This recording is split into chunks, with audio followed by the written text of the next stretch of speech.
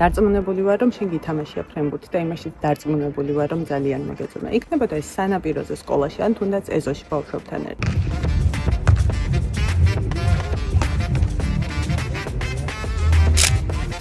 და მაინც საინტერესოა, რა ვიცით ამ სპორტის სახეობის შესახებ?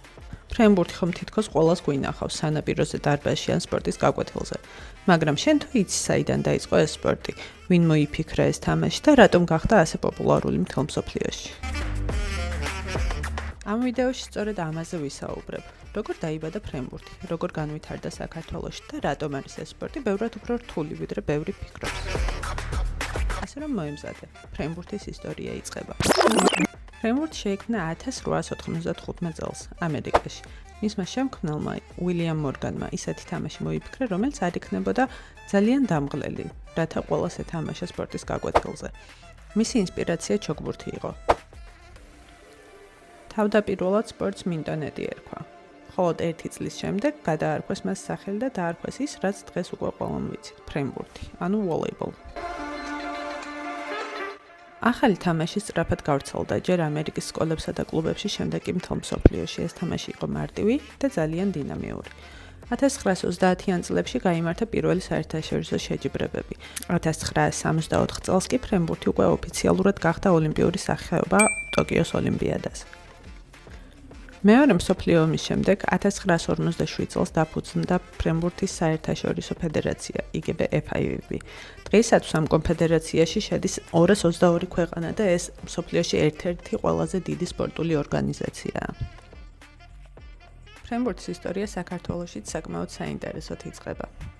1927 წელს თბილისში ჩამოვიდნენ მოსკოვის დრამატული თეატრის მსახიობები, რომლებიც თურმე საკმაოდ კარგად თამაშობდნენ ფრენბურთს.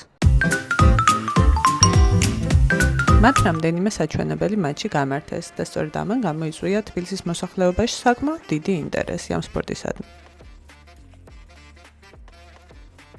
უკვე 1 წლის შემდეგ თბილისში გაიმართა ამიერკავკასიის ვაჟთა გუნდების პირველობა და გამარჯვება თბილისელებს ერკვით.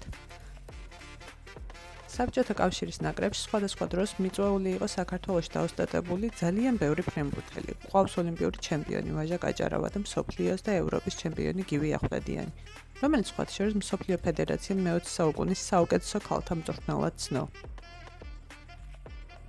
დღეისათვის კი ყველაზე ცნობილი ქართველი ფრენბურთელი ანა კალანდაძეა, რომელზეც აუცილებლად გავაკეთებ ცალკე ვიდეოს.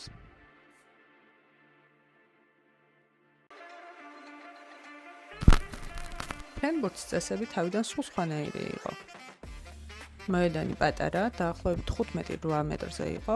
ეს გაკეთდა იმისთვის, რომ ნებისმიერ სკოლაში შესაძლებელი ყოფილიყო ფრენბურთის თამაში. თანამედროვე მოედნის ზომები კი 9-18-ზეა. ქულების მოპოვების სისტემაც სულ სხვანაირი იყო.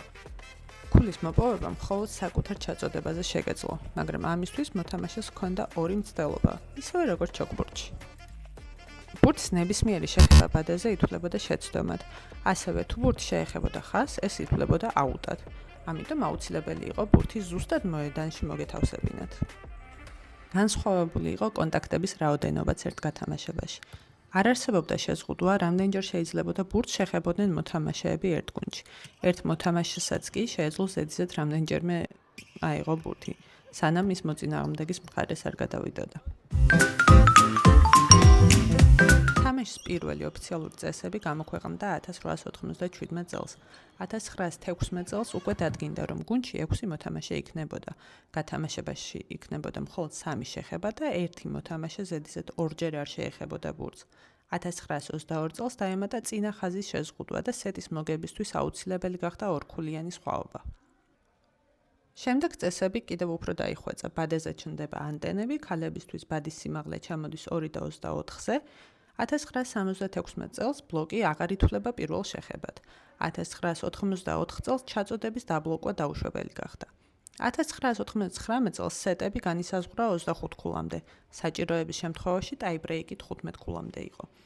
2001 წელს მოთამაშეებს მისცეს უფლება ითამაშონ იმის შემდეგ, რაც ბურთი მათ მხარეს ბადეს შეეხებოდა.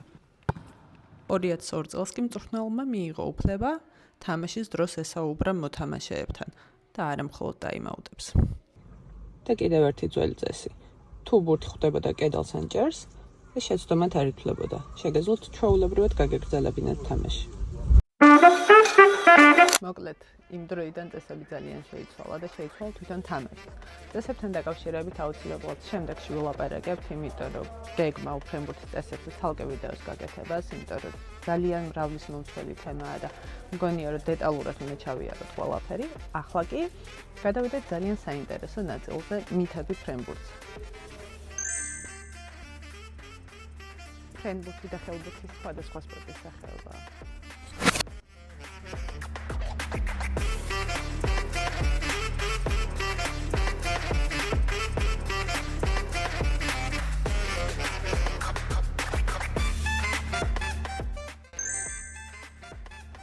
განსხვავებული ფერის მაისური ლიბეროსაც-ვია და არა გამთამაშებელს. ლიბერო დაცვაში თამაშობს, ლიბერო არ აწვდის და თავდასხმას არ აკეთებს. ანუ წინა ხაზზეც არ თამაშობს შესაბამისად. ამის შესახებ სხვა ვიდეოში ვისაუბრებ, როდესაც მოთამაშეების პოზიციებს გავივლით. როდესაც იგებენ, რომ ფრენბურთს თამაშობ, პირველი კითხვა არის ეს. ალბათ ბადესთან გახარ, ხო? კი მეგობრებო, ბადესთან ვდგავარ. ბადესთანაც ვდგავარ. იმიტომ რომ ჩვენ თამაშობთ როტაციის პრინციპით. ყველა მოთამაშე ყველგან დგას, ლიბეროს გარდა, ლიბერო მხოლოდ უკანა ხაზზე თამაშობს. ჩვენ კი გადავადგილდებით 6-ვე ზონაში, ასე რომ ბადესთანაც ვდგავარ და უკანა ხაზზეც ვდგავარ, ვაწვდი კიდევაც. ასე რომ ამის შესახებაც ვისაუბრებ შემდეგ ვიდეოში. დიახ, ფეხით თამაში შეიძლება.